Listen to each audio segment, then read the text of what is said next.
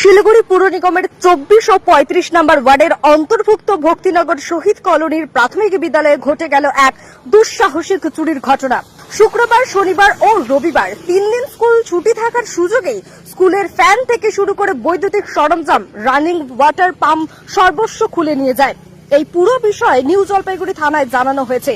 এক বক্তব্যে শহীদ কলোনির প্রাথমিক বিদ্যালয়ের প্রধান শিক্ষক সোমনাথ ঘোষ জানান, এর আগেও একবার চুরি হয়েছিল স্কুলে, এবার বেশি মাত্রায় ব্যবহৃত সরঞ্জাম চুরি করে নিয়ে গেছে চোরের দল। খুলে আমরা যখন অফিস ওইদিকে খুলছি, যেহেতু ওইদিকটা পাকা টিন, উপরে টিন নেই, পাকা ছাদ, তো সেই জায়গাটা কিছু করতে পারিনি। সেটা নিয়েও ভয় পাচ্ছি যে স্কুলে তাহলে আমাদের যে কম্পিউটার যা আছে সেগুলো নিয়েও ভয় পাচ্ছি এখন আমরা।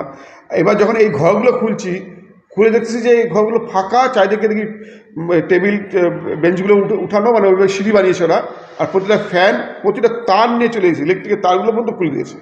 তো এটা তো কাম্য নয় না।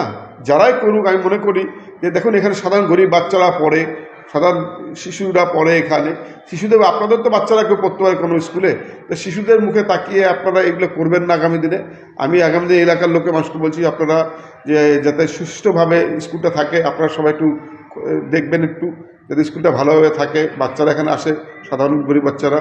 আমাদের সরকার যখন উদ্যোগ নিচ্ছে স্কুলগুলো ভালো চলুক, ফ্যান চুরি হয়ে গেছে, ইলেকট্রিকের তার সব চুরি হয়েছে, ইলেকট্রিকে আমাদের যে রানিং ওয়াটার যে পাম্পটাও চুরি হয়েছে, কল দুটো চুরি হয়ে গেছে, ফ্যান যাবতীয় আরও কী যে টেবিল চেয়ার যা পেয়েছে মোটামুটি নিয়েছে।